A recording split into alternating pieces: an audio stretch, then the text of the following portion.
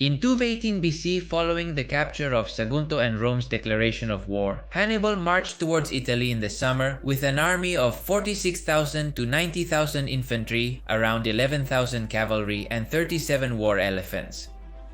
Before crossing the Pyrenees, Hannibal subjugated various northeastern peninsula tribes, including the Lasitani, Occitani, and Arenosi. He decided this primarily to protect his back while advancing towards Italy. Hasdrubal Barca, Hannibal's younger brother, led the Carthaginian troops on the peninsula with 13,000 infantry, 2,500 horsemen, and 21 war elephants. Another army north of the Ebro was led by Hanno, son of Hasdrubal the Fair, with 10,000 infantry and 1,000 horsemen. The Roman Senate sent the Scipio brothers to the Iberian Peninsula to keep the war away from Italy and at the same time incite rebellion among various tribes against Carthage. However, Hannibal learned of the Roman intentions, so he crossed the Pyrenees in record time, thus altering the strategy of his enemies. Publius Cornelius Scipio, consul of that year, seeing that Hannibal had already crossed the Pyrenees, left with a small detachment to organize the defense of Italy, while he sent his brother Neo to carry out the orders of the Republic. Neo disembarked in Emporium, the current Ampurias, with 2 legions. This is where he established his base of operations for future military campaigns on the peninsula. Neo quickly reached out to local Iberian tribes to secure their backing for Rome. The tribes had limited military capacity, so ultimately they accepted an alliance with Rome, whether they wanted to or not. These tribes also provided auxiliary troops to the Roman legions, being the first soldiers who, without being Italic citizens, were accepted into the Roman army. Indibal, king of the Ilarchites, pledged his and Mandonios, king of the Cesitani, support to Hannon against the Romans of Empuris. The Carthaginian army north of the Ebro had just obtained with this agreement an additional 1,500 Iberian warriors. Hannon decided to set up his camp on the outskirts of Tarraco, present-day Tarragona, waiting for the next move of the Romans. Neo arrived unnoticed at the Carthaginian camp with 25,000 men and advanced against them, leveraging his significant numerical advantage. Hannon, against all odds, decided to fight, leading to the Battle of Cisa, but was easily swept away, allowing the Romans to take the camp and the city, capturing the Carthaginian commander and the weak king. After learning of the defeat, Hasdrubal harassed the Roman forces but retreated to New Carthage when cities south of the Ebro abandoned the Carthaginian cause. Neo in turn retreated to Emporium. The Romans had a successful campaign. They stopped the Carthaginians from establishing a northern base in the peninsula. They cut off Carthaginian land communications and inflicted over 6,000 casualties. After the campaign, Neo dedicated himself to consolidating his conquests and making incursions south of the Ebro, which led Hasdrubal to prepare a campaign to drive the legions out of the peninsula. While Neo had an army similar to that of the Battle of Cisa, Hasdrubal had managed to enlist numerous Iberian warriors in his army, so a pitched battle would now be more evenly matched. Convinced that he could defeat Rome, in the spring of 217 BC, Hasdrubal began a march northward to confront Neo. The advance was coordinated between Carthaginian land and naval forces. Upon reaching the mouth of the Ebro, the Carthaginian fleet suffered an ambush by the Roman navy, being practically destroyed.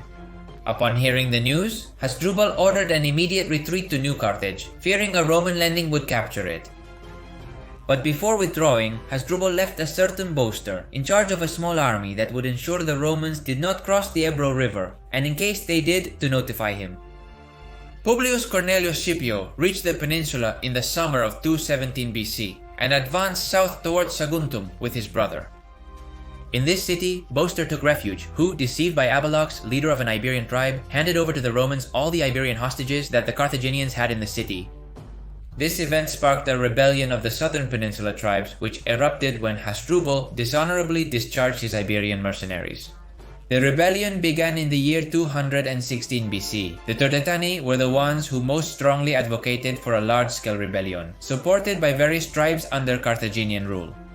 Carthage sent 4,000 infantry and 500 horsemen to aid Hasdrubal in suppressing the Iberian Rebellion, which took him the whole year, enabling the Scipios to gain support from all of northern Ebro. The Scipios took advantage of the fact that the Carthaginian fleet had been destroyed to send their own to harass the Carthaginians' sea supply, in addition to looting the Punic possessions in the Balearic Islands. They also convinced their Iberian allies to make incursions south of the Ebro against the tribes allied with Carthage. In early 215 before Christ, the Romans crossed the Ebro River and laid siege to Iberia, an ally of Carthage. In the spring, Hasdrubal left troops to defend Cartagena and advanced with his army to aid his allies.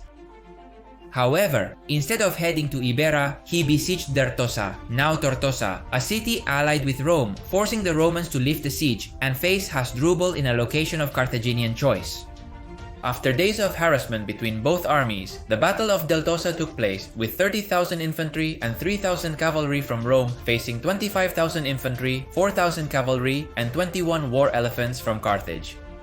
The numbers were very even. The battlefield had been chosen by Hasdrubal, as well as the moment of the battle, but things did not go as he had planned. The battle was resolved with a decisive victory for the Romans. Although Hasdrubal was able to escape with almost all of his horsemen and his elephants, he lost most of his infantry in the combat. It seemed that the Iberian Peninsula was going to be definitively conquered by the Romans. But then, Carthage sent two new support armies, one led by Mago Barca, Hasdrubal, and Hannibal's younger brother, and the other by Hasdrubal Gisco. Since the Battle of Dertosa, the situation on the peninsula barely changed. There were fluctuations in the borders and various skirmishes between both powers, but nothing too significant. Julius Cornelius Scipio captured Sagunto in either 214 or 212 before Christ. The exact date is really not known for sure. This was the great milestone for a few years, as the eyes of Rome and Carthage were on the Italian peninsula, where Hannibal was putting the Roman Republic in a serious predicament.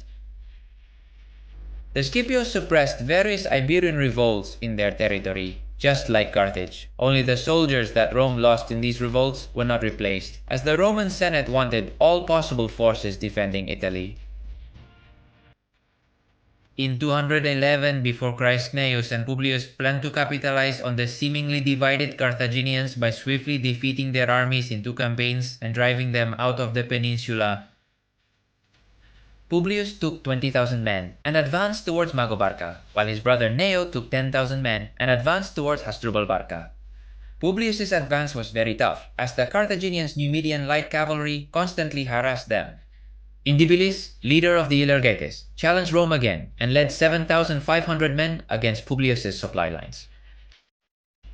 The Cjbeards were attacked by the latter, resulting in the Battle of Castulo. The legions appeared to be winning the battle, but they were suddenly surrounded by the Iberians, by the Numidian, and by the armies of Mago and Hasdrubal Gisco. The Romans lost the battle, and their general, Publius Cornelius Scipio, who died fighting on the battlefield.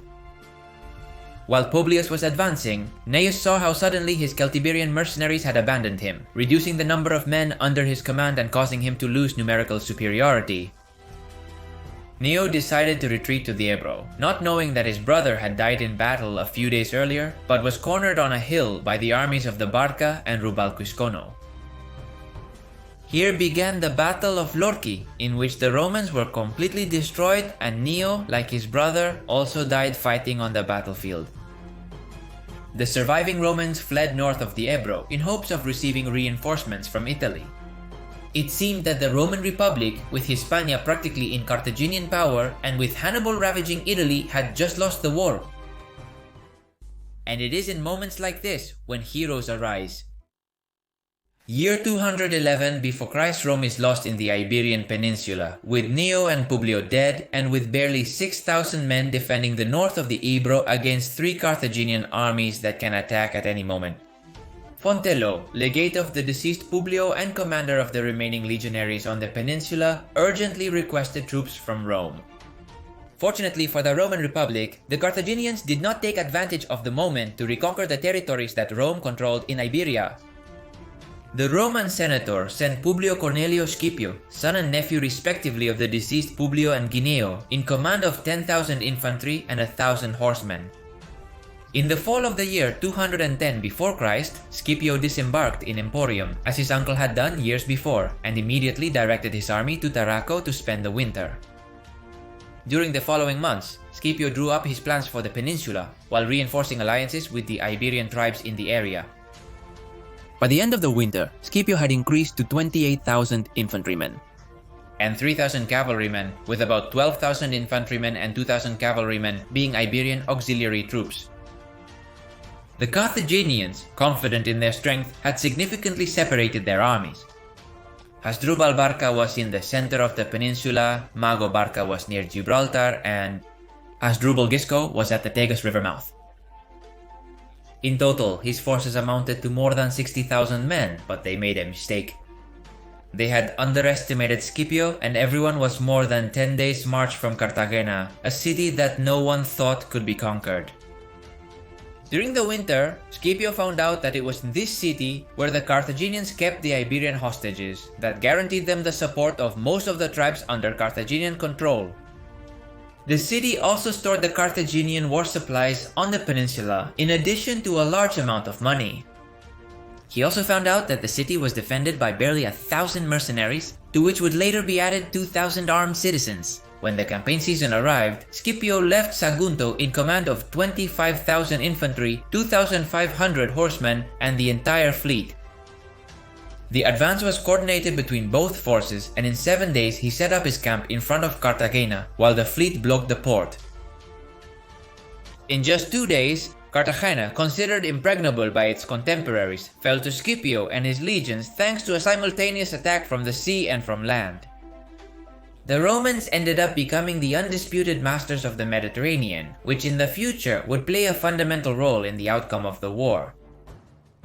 Scipio freed the citizens and, in addition, allowed the Iberian hostages to return to their homes, which would guarantee him the support of various Iberian tribes in the future. The legions and fleet then returned to Tarraco without incident to spend the remainder of the year. The big problem the Carthaginians had was that a huge number of their troops were not loyal to Carthage, but to money, as they were mercenaries. Knowing this, Scipio decided to take the Sierra Morena mines, conquered by Amilcar Barca 30 years ago. Scipio had found out that Hasdrubal intended to leave for Italy to help Hannibal, so he had to act as soon as possible and prevent the arrival of Carthaginian reinforcements near Rome, or it would be a real catastrophe for the Republic.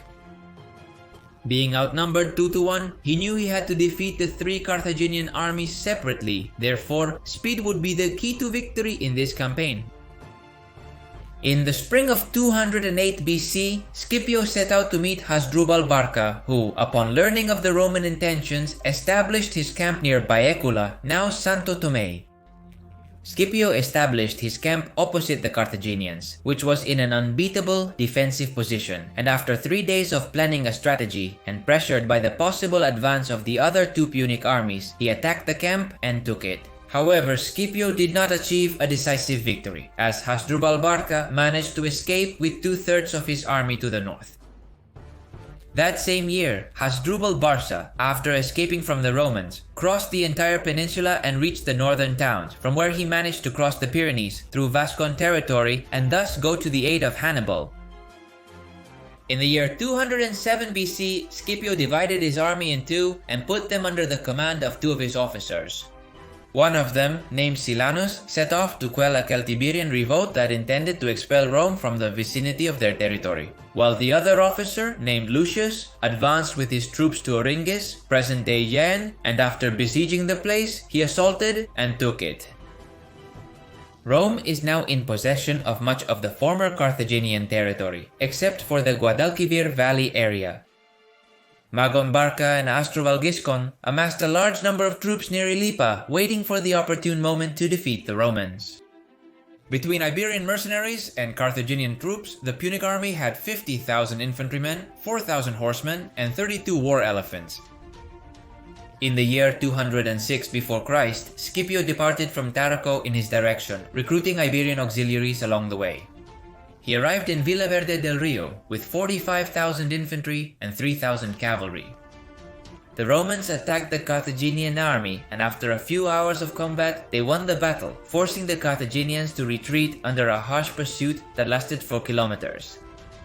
During the following hours, the pursuit became unbearable, and columns of Iberian mercenaries abandoned the Carthaginians. So Magon and Hasdrubal Gisco abandoned their men and fled towards the coast. Their men, loyal to Carthage, seeing how they had been abandoned by their own generals, surrendered unconditionally to the legions of Rome. The Romans had become the new undisputed power of the peninsula. They only lacked control of Gadir, now Cadiz, and the Balearic Islands, where Magon had gone to recruit a new army. Scipio returned to Tarraco to deal with some administrative issues and later made a visit to the Numidian king Syphax, with whom he established an agreement to fight against Carthage. Next, Scipio returned to the peninsula and devoted himself to subduing various cities famous for their disloyalty, such as Castulo and Liturgis. After securing these cities, Scipio decided it was time to take Gadir, so he sent an army supported by the fleet for this purpose. The Romans tried to have the gates opened from within, but the plan was discovered and ultimately thwarted. The city's governor embarked with the traitors and headed to Carthage, but the fleet was intercepted by the Roman navy and was practically destroyed by the ramming of the Roman quinqueremes. Due to the layout of the city, a land attack would be totally suicidal, so Scipio ordered a retreat to Tarraco, leaving some garrisons defending the conquered territory. Shortly thereafter, Scipio fell seriously ill, a moment that the Roman garrison of Sucro took advantage of to mutiny. They were quickly supported by Indibilis and Mandonius, who rebelled for the third time. These rebels were also joined by the Lacetani and some Celtiberian tribes, and together they attacked Roman positions. The mutinous garrison of 10,000 men demanded the payment of overdue wages, so Scipio, who had already recovered, assured them that he would pay them if they came to Cartagena. They came, and there the ringleaders of the mutiny were beheaded. The rebellion had ended. Immediately, Scipio departed with his legions to the north to cross the Ebro and defeat Indibilis and Mandonius once and for all, whose forces totaled 20,000 infantry and 2,500 horsemen. The Romans engaged in combat in a position of Iberian choice and still crushed them, with only a third of the Iberians surviving. Mandonius was executed, but Indibilis escaped. That same year, Scipio managed to get the surrender of Gadir, which would then be called Gades. During the following years, the Iberian Peninsula played a secondary role as the known world was watching the war between Carthage and Rome on the Italian peninsula and later in Africa. The war ended in the year 201 BC. During this time, a process of Romanization of the peninsula took place. Engineers were brought in to build bridges and roads. Trade began to flourish, which got a boost when Rome became the owner of the Mediterranean basin. Latin also began to be introduced among the main tribes allied with Rome. It seemed that the Roman Republic was beginning to live in peace on the peninsula along with the rest of the Iberian tribes, but in the year 197 before Christ, blood would flow again on the peninsula, and so it would be for many years. Year 197 before Christ. The Romans have divided the territory of the peninsula into two provinces, Hispania Ulterior, which means further from Rome, with its capital in Cordoba, and Hispania Citerior, closer to Rome, with its capital in Tarraco, each governed by a praetor. The praetors of that year are Sempronius Tuditanus in Citerior and Marcus Elvius in Ulterior, with reinforcement troops of 8,000 infantry and 800 horsemen. When Marcus Elvius arrived, he was faced with a revolt from the Iberian tribes of his territory, who claimed that their loyalty was with Scipio Africanus, not with the Roman Republic. Apart from this claim, which sounds quite epic, Rome had just greatly increased the tax pressure in Hispania, which is what really displeased the natives. Soon, the uprising spread to Hispania Citerior, leaving the Romans in serious trouble as the magnitude of the revolt had become something that exceeded the capacity of the soldiers stationed there. In Hispania Ulterior, the main rebels were the Tunetank, while in Citerior it was again a part of the Ilergetes, both supported by various nearby tribes. At the end of the year 197 before Christ, Sempronius Tuditanus died from wounds suffered in a battle that took place in Hispania Citerior, of which the date and place are unknown, and where many of his men died. After the death of Sempronius, the province was left without leadership, so Marcus Elvius took over the governance of Hispania Citerior until a replacement praetor arrived the following year. He was responsible for preventing the revolt from escalating, preventing it from spreading to the territories that were still loyal. His year of rule ended without having accomplished any major feats, neither in the military nor in the political arena. In 196 before Christ V, Minucius Thermus and Quintus Fabius Butio were chosen as praetors for Hispania Citerior and Ulterior respectively.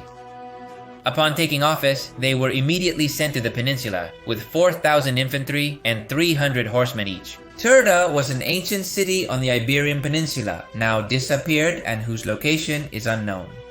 But this is where leaders Budar and Besadino gathered their army to face the Romans, arming warriors from different tribes of the peninsula. Minucius Thermus gathered his men and headed to Turda to present a decisive battle that could nip the rebellion in the bud. The armies formed one in front of the other and charged, with the Roman Republic emerging victorious. The Iberians lost about 12,000 men.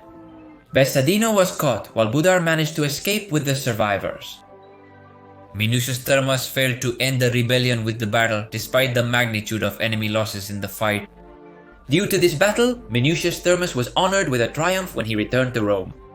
In the year 195 before Christ, the Roman senator decided that the army that a praetor has assigned is not enough to quell the revolt, so he declared Hispania Citerior as a consular province, which would have a consul and a praetor who would serve as the consul's assistant. That year, Claudius Nero and Publius Manlius were elected praetors of Hispania Ulterior and Citerior respectively. Valerius Flaccus and Marcus Pontius Cato were elected consuls, with Cato taking charge of Hispania Citerior. Elvius Blazon had already finished his term, but had to stay on the peninsula due to an illness. He remained in Hispania Ulterior with a guard of 6,000 men provided by Claudius Nero. Near Iliturgi, he was surprised by an army of 20,000 Celtiberians who gave him enough time to organize his troops and stand his ground. The Celtiberians attacked the Roman ranks but were brutally defeated with nearly 12,000 casualties. The Roman senator granted Elvio Blason an ovation for this, which would have been a triumph had the battle not taken place outside of his term of office. Rome managed to occupy the city of Liturgia after the battle. Porcio Cato arrived at the Iberian coast with 20,000 men and 800 horsemen, commanding the intention of meeting with the armies of the praetors and thus ensuring numerical superiority over the Iberian tribes. But the consul discovered that the situation on the peninsula was worse than expected, so he disembarked in the city of Rhodes, now Roses, and immediately laid siege to the citadel of Roses. Shortly after, the citadel fell and was looted by the Roman troops. Next, the legions fought and defeated the Iberians in various skirmishes, quelling the revolt in the area. Cato headed to the vicinity of Emporium with his men, which was being besieged by the rebels. There he said his famous phrase, "War feeds itself," in response to the merchants who offered him supplies for his men. While in his camp, emissaries from the Cjbeards arrived asking for Rome's help, as the rebel tribes were attacking their cities. Claiming that they were the only ones who had remained totally loyal to the Republic, they requested 3,000 men. Cato and the emissaries had a lengthy debate. Cato needed all available men to defeat the rebels, while the emissaries complained that if they did not receive reinforcements, they would have to surrender their cities to the rebels, handing over all their resources. Finally, Cato informed the emissaries that he would send them not 3,000 but 6,000 men to their aid. The soldiers began to embark in view of the emissaries, but when they returned to their lands, Cato ordered the troops to return to land, leaving his allies without help for the moment. The Iberian army had 40,000 infantry, more than double the Romans, so the consul waited for a propitious moment to attack. This moment finally came at harvest time, when part of the rebel army withdrew to gather the crops, leaving the besiegers with numbers much closer to the Romans. During the night following the reduction of the Iberian army, Cato mobilized his men to an advantageous position, with the intention of fighting the next morning. The Iberians charged in a disorganized manner against the disciplined Roman lines, which resisted the push and maintained their position throughout the day.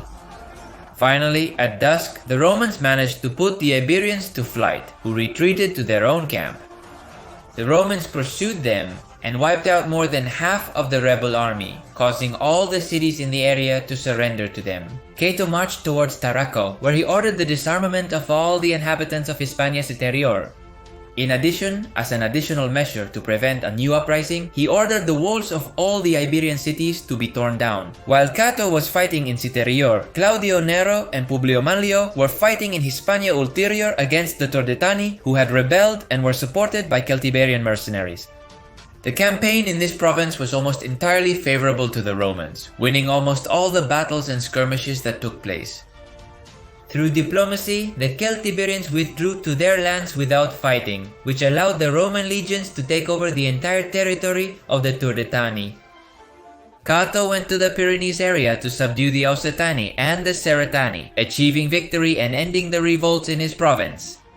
As he was returning to Tarraco, he received news that the Bergestani, another northern people, had just rebelled again, so he had to go back and subdue new Iberian cities. The rest of the year, Cato dedicated himself to administering the province and discovering what had led the indigenous people to rebel. The consul reduced taxes, and with that prosperity came to the peninsula, flourishing again the trade and good relations between the Iberians and the Romans. The Iberian revolts had ended, with the exception of a new rebellion of the Baseos, Betones, and Celtiberians in the year 193 before Christ. This revolt was suppressed by Marcus Fulvius Nobilior, praetor of Hispania Ulterior that year, who took Toletum, the current Toledo, and captured Delernus, the king of the Celtiberians. Peace reigned on the peninsula for the next 2 years, until Rome decided it was time to expand its Hispanic borders. In 191 before Christ, the praetors chosen were Gaius Flaminius for Hispania Citerior and Lucius Aemilius Paulus Macedonicus for Hispania Ulterior. The latter is the son of one of the two consuls who fought in the Battle of Cannae against Hannibal Barca. Aemilius Paulus' intention was to fight the Lusitanians and to expand the borders of his province to the west of the peninsula and later to the north. The information from this era is a bit confusing, as there are contradictions among the various authors who narrate it, so we are going to combine all the versions into one, and we are going to try to maintain a fairly reasonable coherence. Aemilius Paulus declared war on the Lusitanians, a moment that the Turdetanians took advantage of who? Remember the people in the east, located in the peninsula's southwest, to rebel against Roman rule. Aemilius Paulus led his troops to suppress the rebellion.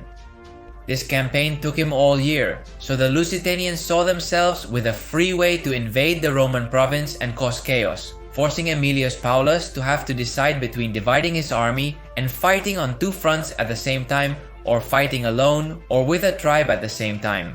Aemilius Paulus decided to first end the Turdetanian uprising, which, as one said, took him all year, and in the year 190 before Christ, he set off with his army to face the Lusitanians, who had reached Castulo, present-day Jaen.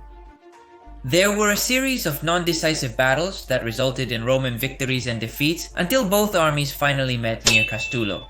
There, both armies fought for long hours, until finally the Iberians managed to break the Roman lines, and Emilio Paulo had to order a complete retreat. This defeat cost Rome 6,000 men, which at first glance may seem like an easily replaceable amount for the Roman Republic. Remember that they lost 8 legions at Cannae. But the Republic at this time was fighting against the Seleucid Empire, which, advised by Hannibal Barca, was causing a lot of problems for Rome. It is in this year, when the Battle of Magnesia takes place to the west of present-day Turkey, and the fate of the Seleucid Empire is sealed. Despite this, Aemilius Paulus fails to replace his fallen and prepare for battle until the next year. The Lusitanians had not advanced further. In Hispania, there are many tribes that tend to fight among themselves if there is no external enemy. That's why the territory conquered by the Lusitanians was not really a territory lost by Rome, because even though they were initially seen as liberators, soon fights began to break out and factions formed between supporters of Rome and supporters of independence, and within these latter, fights between the different tribes. With all this, Emilio Paulo set off in the year 189 before Christ to meet the Lusitanians and face them again near Castulo, this time emerging victorious. Thanks to this victory, the province was partially pacified and Emilio Paulo obtained a triumph upon his return to Rome. The praetors of the following years would be in charge of recovering the territory lost to the Lusitanians. In 188 before Christ, Lucius Manlius Acidinus and Gaius Atinius are appointed praetors of Hither and Further Spain respectively. Lucius Manlius sets off with his troops to meet the Cjbeards, who had coordinated with the Lusitanians to confront Rome. He fights with them near the current Calahorra and defeats them, putting the rebels to flight and thus securing his province. For his part, Gaius Atinius marches with his men to conquer Astaregia, which is a city near the current Jerez de la Frontera. He arrived at the city and prepared for a prolonged siege, but for unknown reasons he died during the siege. The Roman legions successfully besieged and captured Astaregia even without Gaius Atinius. More or less both provinces returned to peace, but Rome had already decided that the borders had to expand into the interior of the Iberian Peninsula. Pausing the story on the peninsula for a moment, it is worth noting that in the year 183 before Christ, Hannibal Barca committed suicide with poison in present-day Turkey after being found by the Romans. It is a coincidence that this same year, Publius Cornelius Scipio Africanus also died, who was the Roman general who snatched Hispania from the Carthaginians and defeated the Barcas once and for all. Hannibal's last words were, "Let's free the Roman people from their great concern, as they believe they have waited too long for the death of this old man." After this digression, let's return to Hispania. In the year 182 BC, 5th Fulvius Flaccus was appointed Praetor of Hispania Citerior, who disembarked with his army in Tarraco. From there, and with hardly any time to rest, he ordered the advance towards Urbicua, present-day Checa, a city that he took easily and from which he forced all its inhabitants to leave. After taking the city, he went to meet a Celtiberian army, resulting in a battle whose location is unknown, but in which Fulvius Flaccus achieved a crushing victory, leaving more than 23,000 dead Celtiberians on the battlefield. Without giving the Celtiberians time to regroup and his own men to rest, he advanced with his army to Contrevia Carvica, a city that has now disappeared but is believed to be in the western area of present-day Aragon. After taking the city, he was promised a triumph upon his return to Rome, so in the year 180 before Christ, he set off with his men towards the coast. But during the journey, he was ambushed in a gorge by a Celtiberian army. However, Fulvius Flaccus managed to turn the tide of the battle and defeat his ambushers, putting the remnants of the Celtiberian army to flight. Now, if you'll allow me, I'm going to take a brief pause to clarify a matter that might give you something to think about regarding the praetors. It may seem like the praetors are in a hurry to fight, but the thing is they only have 1 year as praetor and usually another additional year as propraetor, which is essentially the same as a praetor, but the name indicates that it's in the extended year and that at the end of the term he will have to leave his position. What one means is that if they want to give their military and political career a boost, they have to work hard in the little time they have, sometimes leading to disastrous results. This issue is not limited to the praetors. It also occurs with many other positions such as the tribunes and imperators. In general, with most military positions with a limited term of office. And now, let's close the parenthesis and return to the story. In the year 180 BC, Tiberius Sempronius Gracchus and Lucius Postumus Albinus were appointed praetors of Hither and Further Spain respectively. Sempronius Gracchus intended to cause such havoc to the Celtiberians that they would not intend to rise up in arms again for a long period of time.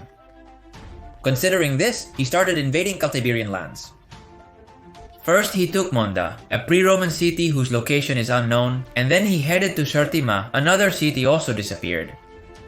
Along the way, he destroyed everything in his path, burning crops and killing livestock. During the siege of Certima, he met with Celtiberian emissaries who wanted to determine if they could save the city. Sempronius Gracchus ordered his men to parade with full equipment in front of the emissaries, to thus demonstrate the power of the Roman legions. The emissaries decided to surrender the city the next day. Next, Alci fell to Rome, with the Celtiberians suffering around 9,000 casualties. These, now completely without any hope, surrendered a total of 103 cities during those days. Near Herbarica, in the municipality of Cañaveruelas, Cuenca, 22,000 Celtiberians died in a major battle against the Roman regions. Such was the destruction to which these Celtiberians and their lands had been subjected that they agreed to a lasting peace with Rome. According to Titus Livy, Lucius Postumus Albinus battled the Vaxeos during his term, resulting in around 35,000 deaths. The following year, both were named proprietors of their respective provinces, and this is where Sempronius Gracchus left his mark. He allowed the Iberians under Roman rule the right to receive lands and keep those they had, in addition to offering them enlistment in the Roman auxiliary forces in exchange for a salary. To honor the pact, Sempronius Gracchus required a tribute payment and forbade fortifying Iberian cities. This was the origin of a peace that would last many years. It is worth noting that in the year 171 before Christ, due to the reigning peace, the two Hispanias were unified into one under the name of Hispania Citerior. This remained so until 167 BC, when they were divided again with the names they previously had. The peace lasted a long time, until a Lusitanian leader named Punic and later a shepherd named Viriathus dared to challenge the power of Rome. Year 155 before Christ, the Hispanic provinces have had 24 years of uninterrupted peace thanks to the so-called Gracchus Pax, which we remember was this agreement that Tiberius Sempronius Gracchus achieved with the Celtiberians after devastating their lands and which ended the First Celtiberian War. The Lusitanians had never accepted that the Romans were on the peninsula, and for a few years they have been carrying out skirmishes and small raids on Roman territory. The legions responded by ending the lives of all the Lusitanians, or rather, of any native suspected of opposing Rome. It was a kind of Cold War, a war camouflaged with civil unrest, until this year a formal declaration of war was made by Rome. Among the Lusitanians, a leader named Punic rose, ready to lead his men in combat and to expel the Romans from the vicinity of their borders. Punic allied himself with the Betones, who we have here to the east of the Lusitanians, and together they marched to war. The praetor of that year of further Spain is Marcus Manlius, who, underestimating the coalition between the Lusitanians and Betones, presented battle on a terrain of Iberian choice, whose location is unknown. Marcus Manlius suffers an overwhelming defeat, which serves Punic to consolidate his power. Now, without an army to oppose them, the coalition headed towards the Cadiz coast to take a coastal city that has already disappeared and whose name is also unknown. During their journey, the Lusitanians committed themselves to destroying the Roman province. In the year 154 before Christ, Lucius Calpurnius Piso Cisoninos is elected praetor of further Spain and intercepts the coalition with his army before they reach the coast. The point at which this battle took place is also unknown, but what is known is that the Romans again suffered a resounding defeat and fled from the battle, allowing the coalition to continue advancing towards the coast. Now, let's imagine that we are a Celtiberian tribe with immense resentment and hatred toward Rome for the devastation we were subjected to by Gracchus more than 20 years ago. It's true that Gracchus's pacts have improved our lives, but our Celtiberian pride is much more powerful than the benefits we have obtained. We also know about the problems the Romans are having in the south of the province, and based on that, we can think that it's a very good time to pile up the interest of our tribe and thus take our revenge. Well, that's what the inhabitants of Segeda thought, a now disappeared city belonging to the Veli and which was located southwest of what is now Zaragoza. In Segeda, they started some works on their walls. According to them, it was a mere extension of the existing ones, while for Rome, they were the works of new defenses. Rome ordered to immediately stop the works and to hand over the tribute they had not yet paid. Rome was partly right, as Gracchus Pax prohibited the construction of new walls in Iberian cities. The problem comes from the fact that history is written by the victors and never we will know for certain whether they were new walls or just an expansion. From Segera they responded that they planned to continue with the works and that if anything they would pay their taxes later on. Of course, this did not go over well in Rome and they decided to declare war on the Velos tribe. Thus began the Second Celtiberian War. In the year 153 BC, the Roman Senate sent Quintus Fulvius Nobilior, consul of that year, in command of 30,000 legionaries to gently persuade the natives to reconsider their response. The inhabitants of Segeda fled en masse at the sight of the approaching Roman army and took refuge in Numancia, a city of the Arevaci located 7 kilometers north of present-day Soria. The Numantines and the refugees chose Caro of Segeda, chieftain of the Veli tribe, as the leader of the rebellion. He began to assemble a Celta-Iberian army to confront the invader. Fulvius Nobilior marched his legions through the Ebro Valley and razed Segeda. He discovered that Numancia sheltered the rebels. Understood that the war was going to be more complex than expected, so he sought a city in which to establish his base of operations. The chosen city was Ochilis, now Medinaceli, which he took with ease and where he left a garrison to protect it, as from there the supplies that would supply the army during the campaign would depart. The consul set course for Numancia, but along the way he was ambushed by Caro de Segeda, commanding 20,000 infantry and 5,000 horsemen. The Romans lost about 6,000 men in the skirmish and had to retreat to open field to be able to stand their ground. Caro de Segeda, confident in victory and blinded by the casualties he had just inflicted on the legions, decided to follow the Romans into the open field. This was his big mistake. In the open field, the legions had no rival and the Celtiberian army was slaughtered, with Caro de Segeda himself dying. Fulvio Nobilior continued his journey to Numancia, where he met with reinforcements sent by Massinissa, the Numidian king, among which were 10 African war elephants. The Romans launched a frankly poorly planned attack, during which the elephants got scared and charged against their own legions, causing chaos and the subsequent Roman retreat. Fulvio Nobilior made 2 more attempts to take the city, which also ended in defeat. Ochilis, which we remember is the Roman base of operations, seeing that the legions were being defeated, rebelled and switched to the rebel side. Its inhabitants took over all the Roman supplies in the city and murdered the Roman garrison. Of course, this event caused the Roman army to suddenly find itself without supplies, that is, without ammunition or food. The consul decided that the army should retreat to its camp for the winter, losing a large number of men due to the cold and hunger. Keep in mind that the Romans had to go out and forage to find their own food. And of course, being in the middle of enemy territory, many of the expeditions did not manage to return to the camp alive. While Fulvio Nobilior was fighting against the Celtiberians, the Lusitanians continued to be a headache in the Roman provinces. Punic, the Lusitanian leader, presumably died at the hands of an enemy slinger and was replaced by his lieutenant Caesar. Lucius Mummius was the praetor of this year in the province of Hispania Ulterior, and at the head of 15,000 legionaries he faced the native army several times, being defeated every time and losing about 5,000 men. Taking advantage of the Romans' weakness, Causeno, another Lusitanian leader, marched with a part of the native army to Africa to try to incite the lands of present-day Morocco against Roman rule.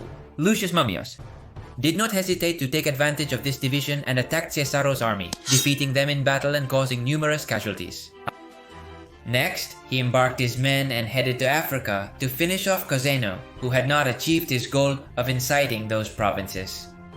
Causeno was defeated near Aquile, now Arquila, which officially meant the Lusitanians had lost their army and apparently did not have the ability to face the legions. That's why the Lusitanians developed guerrilla warfare, which made life impossible for the Romans. The Lusitanians waited in the shadows for the arrival of a Roman convoy or patrol, ambushed them, wiped them out, and disappeared without a trace. The Lusitanian War was beginning to become a drain on resources and manpower for Rome, with no hope of the situation changing anytime soon. The spark of rebellion spread like wildfire, and soon a large part of the Celtiberian territory rose up in arms against the Romans. In the year 152 before Christ, Marcus Claudius Marcellus was sent as consul to Hispania Citerior to relieve Fulvius Nobilior of his post, given his apparent inability to end the war. He arrived with 8,000 legionaries and 500 reinforcement riders and immediately besieged the city of Ochilis. Despite Ochilis having betrayed Rome, Marcellus offered them a peace treaty as he wanted to pacify his province while losing the minimum number of troops possible. After various negotiations, Ochilis surrendered, and later, more Celtiberian cities. For months, he continued to send peace proposals to the remaining Celtiberian cities, and when he considered that he had already agreed on the surrender of enough cities, he sent the treaties to the Senate for ratification and to finally declare peace. However, the Senate refused to ratify the treaties as they did not represent all of the Cjbeards, and seeing that Marcelo had no intention of capturing more territory, they considered the year a loss, and the Senate prepared the consul for the following year to expand the province.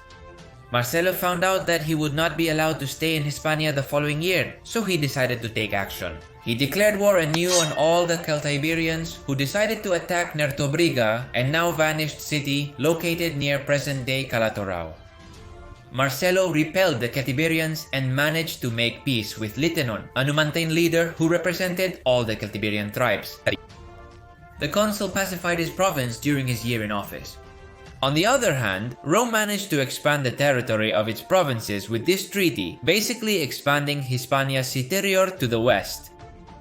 In 151 before Christ, all the action was centered in Hispania Ulterior, whose praetor was Servius Sulpicius Galba. Galba tried to take the war to Lusitanian territory, and for that he gathered his army and marched to meet them, chasing them through the northwest of Andalusia and Extremadura. The Lusitanians wanted this, as they knew their territory very well, and they could easily bleed the legions little by little. Finally, Galba ventured into Lusitanian territory. Here various skirmishes and battles took place, with Galba being the ultimate loser. The problem the Romans had was that they now didn't have an enemy army to face, but rather small guerrilla groups that attacked and retreated over and over again. This forced Galba to protect his supply lines with large numbers of soldiers, which weakened his own patrols and the main body of his army. Meanwhile, the Romans' morale was decreasing daily, having seen only defeats. Galba retreated to Hispania Ulterior for the winter. The following year, in 150 BC, Galba invaded Lusitanian territory again, but he encountered the same logistical and moral problems. One day, the Lusitanians offered to negotiate to put an end once and for all to the confrontations between the native tribes of Hispania and the Romans. Galba agreed to the negotiation, vowing not to expand his borders further, or mistreat the Iberians with one condition. The Lusitanians had to gather en masse in the valley where the negotiation would take place and surrender their weapons as a sign of good faith. Nearly 30,000 Lusitanians attended the negotiation and surrendered their weapons. Everything seemed to be going well until a signal was given by Galba, and the legions mercilessly attacked the defenseless Lusitanians, ending the lives of 8,000 natives and enslaving another 20,000. With this coup, Galba had wiped out a large part of the Lusitanian nobility, initiating what could be a new period of peace in the province.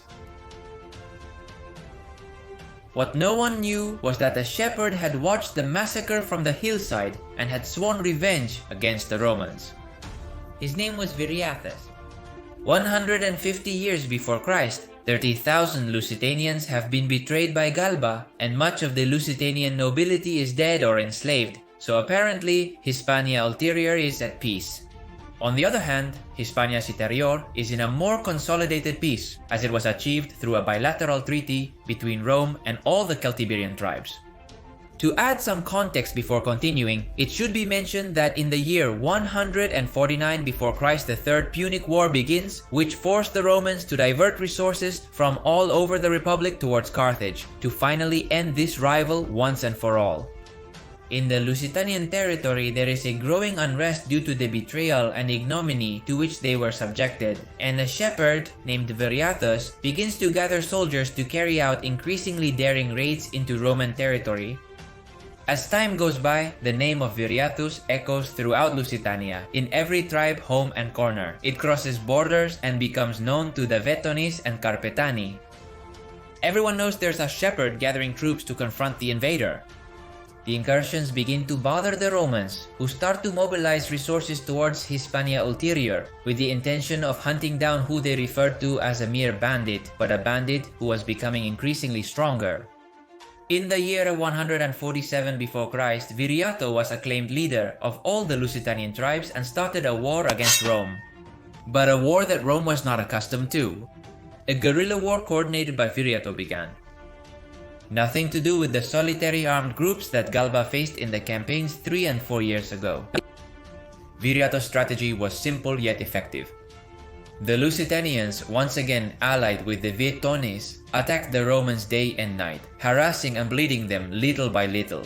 while when Viriato saw the possibility of inflicting a major defeat on the Romans, he quickly gathered his men, and a pitched battle took place as usual. But we will gradually discover this strategy throughout Viriato's life. For now, war had been declared between Rome and the Lusitanians, giving rise to the so-called Lusitanian War. Viriato invaded Turdetania, which is this territory here, leading 10,000 men. But things soon took a turn for the worse when they were surrounded near Urso, present-day Osuna, by the troops of the praetor Gaius Vetilius. Viriato ordered his men to form a battlefront, but as soon as the legions began to advance, the leader ordered the dispersion of the army, indicating where and when they should regroup. To cover the retreat, Viriato and 1,000 men harassed the Romans and letting them pursue him. Finally, Viriato reached the gorge of the Guadiaro River, where his army had prepared an ambush. The Romans, seeing that they could capture Viriato, went after him and fell into the trap, with nearly 4,000 legionnaires dying. The roles were reversed, and it was now the Romans who were fleeing from the Iberian army, which pursued them relentlessly. Until a battle took place near Tribola, in what is now the region of the Serrania de Ronda. In this skirmish, the Romans completely lost their army, with Caio Betilio himself dying. Just like a few years ago, Hispania Ulterior was left defenseless and open to any looting and attack that the Lusitanians decided to carry out. Viriato's leadership had been strengthened. The following year, in 146 BC, Gaius Plautius and Claudius Unimanus were appointed praetors of the Ulterior and Citerior provinces, respectively. Both praetors knew they had to unite to be able to face Viriato and his army, otherwise they ran the risk of the rebellion growing uncontrollably. The Lusitanians now dominated the entirety of Ulterior Spain and part of Citerior. Here I'm going to make a small note so that the magnitude of what happened can be seen. The Roman Republic held the legion's standards in high regard, as these were a symbol of power, and losing them made their enemies see that Rome was not invincible. Whenever an enemy stole a Roman standard, they usually didn't survive for long, as the Romans invested huge amounts of money, men, and time in recovering it. The cost didn't matter when it came to a standard. Knowing this, one must say that this could have been one of the turning points in the war, as now Viriathus would have a very difficult time achieving a lasting and guaranteed peace agreement with the Roman Republic. Perhaps this was not his intention either, and he simply intended to wage war with Rome and win every time they sent an army to invade Lusitania. We will never know for sure, but if this really was his intention, in my opinion, it was doomed to failure. In fact, and returning to the history of the peninsula, it is in this year that the Third Punic War ends, which results in the complete destruction of Carthage at the hands of Publius Cornelius Scipio Aemilianus, grandson of Scipio Africanus, freeing the Romans to send all necessary resources to the peninsula in order to subdue the Iberian tribes again. The strategy was good, the idea was sound, but time was against him, and Plautius, seeing how the rebel coalition was devastating his province at an accelerated pace, decided to try to stop Viriathus alone and set off with his men to meet him. The battle's location is unknown, but it is known that it was very short and that the Romans suffered a defeat. Gaius Plautius retreated to some point south of Toledo and Talavera, where he tried to prepare a defense and buy time for Claudius Unimanus to rescue him. But Viriathus did not waste time and advanced towards his position, looting everything in his path. He confronted Plautius and his men, defeated them, and destroyed their army. Knowing that Claudius Unimanus would soon arrive to confront him, Viriathus decided to continue devastating the province and took Segobriga, a city that has since disappeared, but whose location is known as it currently has an important archaeological site.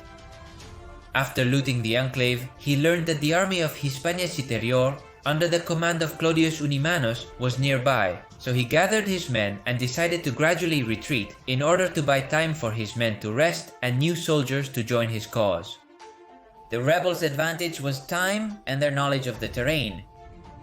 If they managed to carry out swift attacks, the Romans would not be able to defend themselves in an orderly manner, so Viriathus was always highlighting troops to harass the Romans. In this way, he arrived near Ourique, in the south of Portugal, where he finally decided to fight the Romans after having worn them down throughout the journey and having reduced their morale and their will to fight. Viriathus faced the troops of Clodius Unimanus, crushing them, stealing their standards, and triumphantly displaying them in all the towns he passed through, humiliating the Republic. In the year 145 before Christ, Rome realized that Viriathus was no longer a mere troublemaker. He was an important enemy leader who could expel the Republic from the peninsula. That is why both provinces were given consular status, so both are governed by the same consul. The consul chosen to lead the war was Quintus Fabius Maximus Aemilianus, who landed on the peninsula in command of 15,000 legionaries and 2,000 horsemen. Added to these were the legions from Hispania. Fabius Maximus established his base in Orsona, now Osuna, threatening to cut off supplies to Viriathus, so the Lusitanian leader decided to withdraw from the Citerior and try to maintain the ulterior Hispania. Viriathus had not yet been defeated, and his name resonated more and more strongly in more and more parts of the peninsula, especially in a territory quite belligerent with Rome, Celtiberia, and in one of its most important cities, Numantia. The rest of the year passed without any notable incident. In 144 before Christ, Fabius Maximus was chosen proconsul of Hispania and decided to fight Viriathus.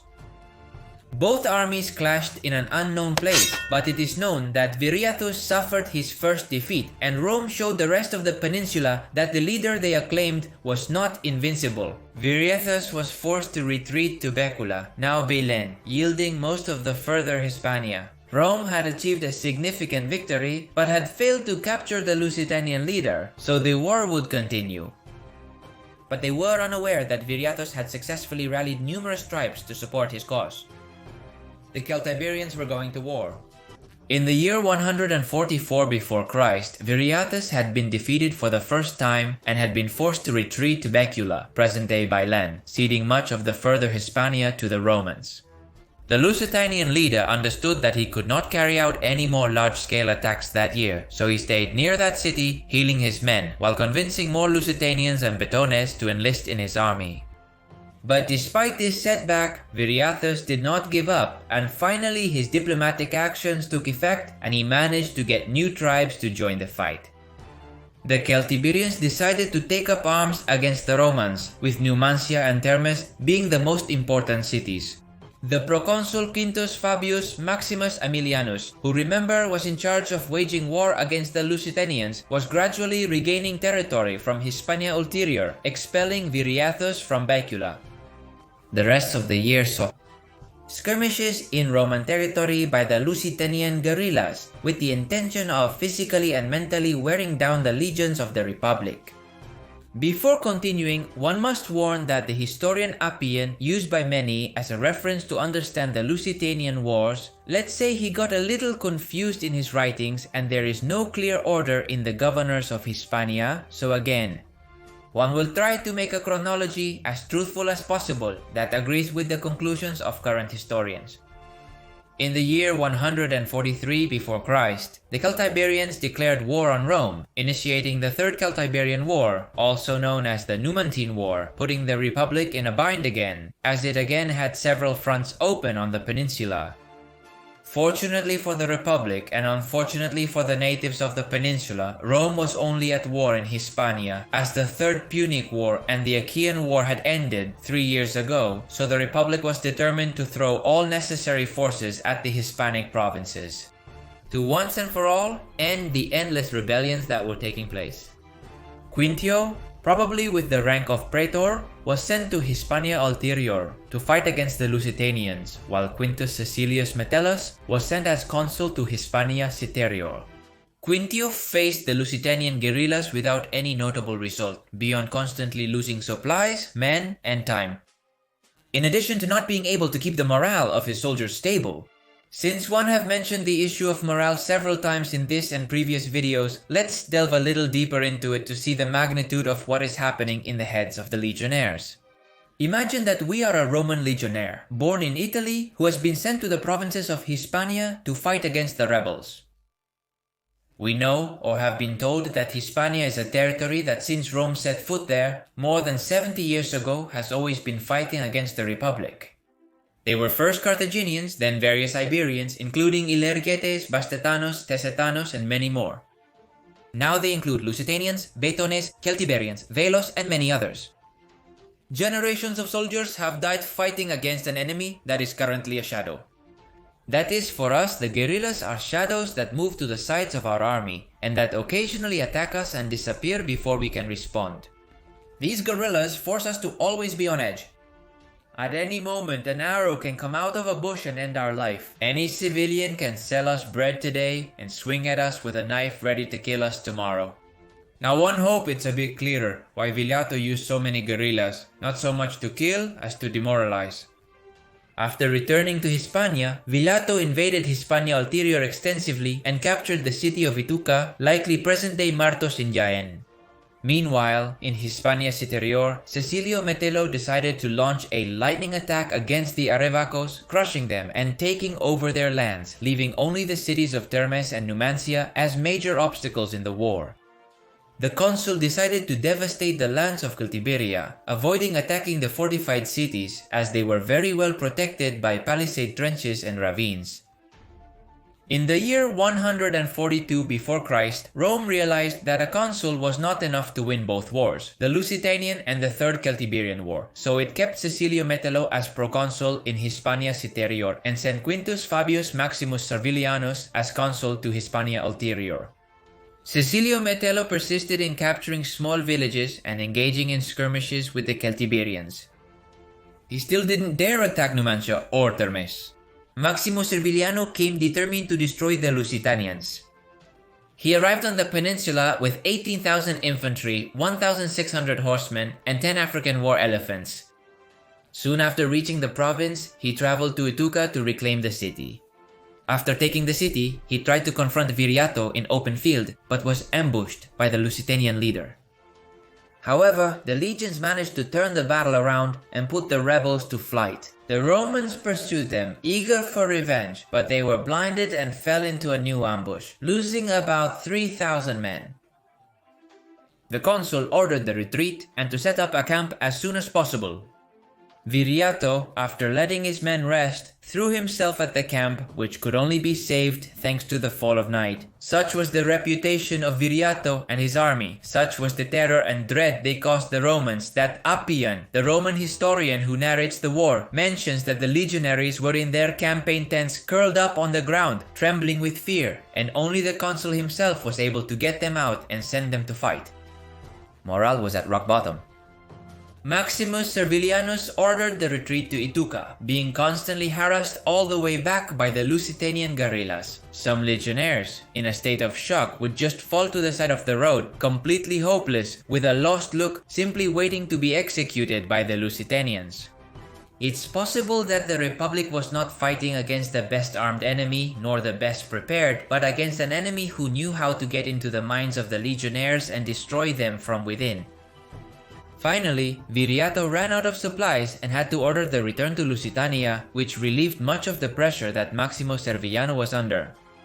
In the year 141 before Christ, the consul attacked various minor cities of the Hispania Ulterior that had switched to Viriato's side. He took them and with that managed to recover Roman morale. Next, he set course for Lusitania to confront Viriato, but on the way he was ambushed by a mix of deserters and natives led by Curio and Apuleo. The Romans won the battle and finished off Curio.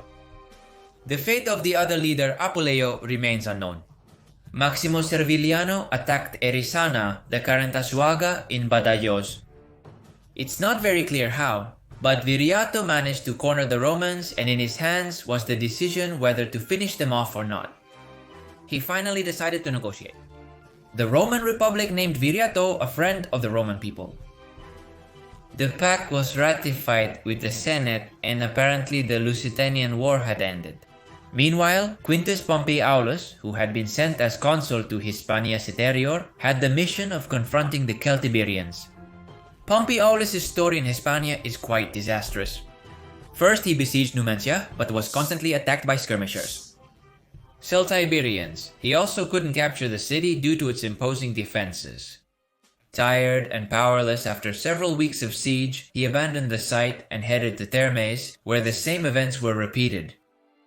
The Cjbeards would come out of the shadows, attack and retreat, preventing the Romans from defending themselves. One day, the defenders of Demise came out to meet the Romans and a battle took place, the outcome of which is uncertain. But surely the Romans suffered many casualties as they abandoned the siege. With the Lusitanian War apparently over, Rome could exclusively face the Cjbeards. But as Pompey had already experienced, winning the war would not be an easy task.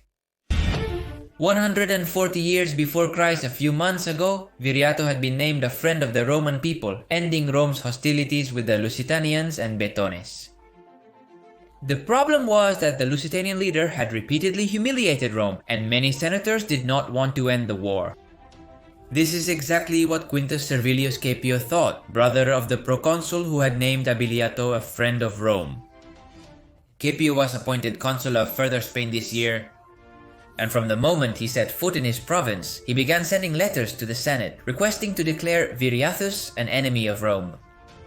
The Senate, quite inclined to end the Lusitanians, unofficially ordered Scipio to harass the Lusitanians and the Betones as he saw fit, without, however, starting an open war. This decision was not enough for Scipio, who kept requesting an open war over and over again. The Senate finally agreed, and at the moment the war was declared, the consul set his army in motion and headed to Arsa, a now vanished city that was located in the Argalanes Mountains, Extremadura. There, our Lusitanian leader was located. Viriato was not expecting an attack so soon, so he was not prepared to defend the city. He gathered his men, abandoning Arsa. The Lusitanian leader chose for a scorched earth policy, destroying everything in his path so that the Romans pursuing him would rely solely on their supply lines. Finally, Capin caught up with Viriathus in some area of Carpetania, outnumbering him. Viriathus again ordered a retreat, placing a small part of his army in battle order to make the Romans believe he was going to fight. Once his army was safe, they also retreated. Viriathus refused at all times to confront the consul and devoted himself to defending only Lusitania, which gave the Romans free rein to devastate the territory of the Betones. Scipion took advantage of the lack of resistance to invade and devastate the Calaisi territory. It is said that Scipion was an extremely cruel commander, which made him quite unpopular among his men. In fact, it is said that as a form of punishment, he once sent a group of unarmed soldiers to cut firewood in enemy territory. And those who managed to return used that same firewood to try to burn him alive. He survived. Decide for yourself if this is already legend or reality. After Scipion's attacks, bands of raiders appeared who dedicated themselves to attacking Iberians and Romans alike, as they were only seeking personal enrichment. Viriato was finding it increasingly difficult to control his men and his Betones allies.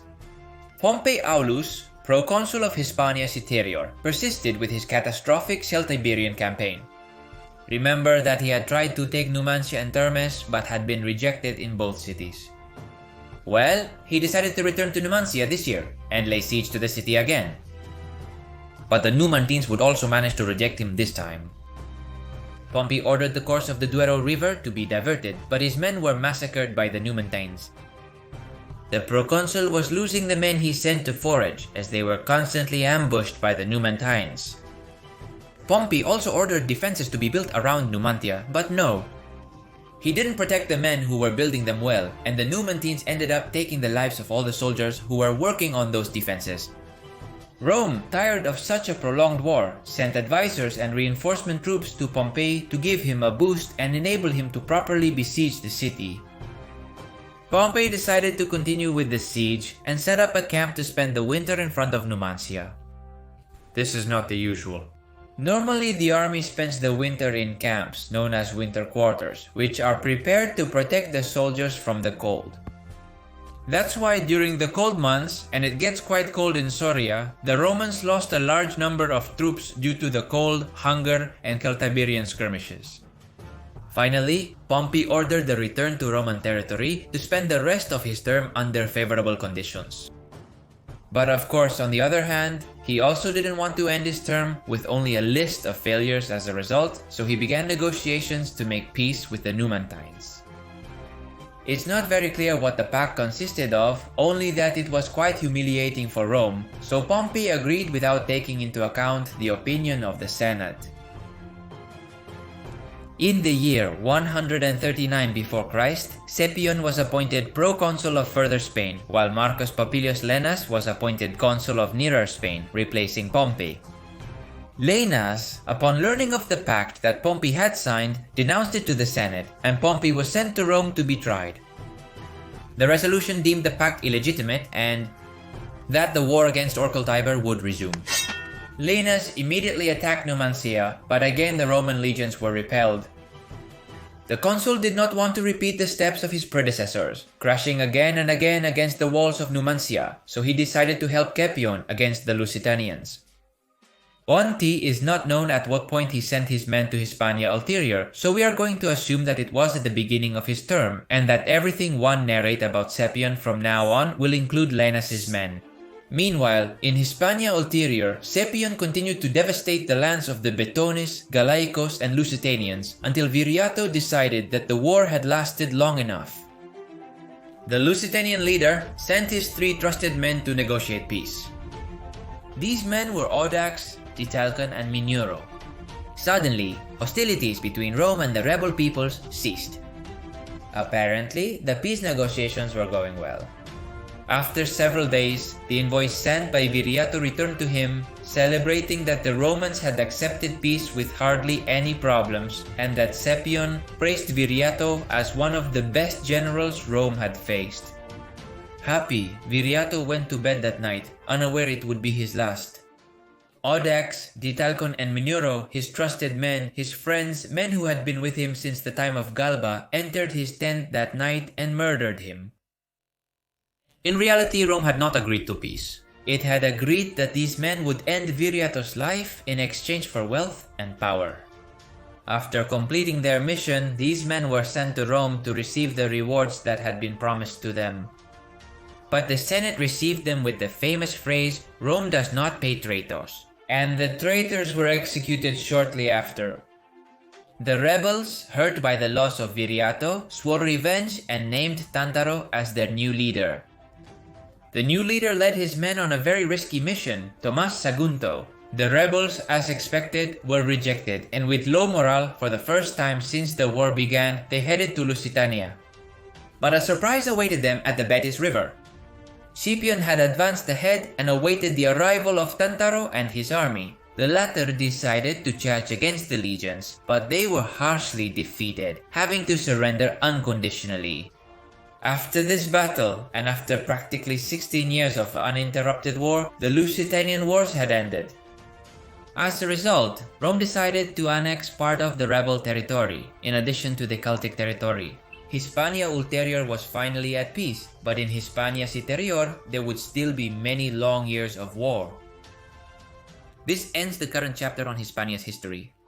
One, hope you enjoyed it, and don't hesitate to leave me any questions you may have in the comments or any ideas you think could help improve the quality of the videos. Also, don't hesitate to hit the like button if you enjoyed it and subscribe if you want to see how our story continues.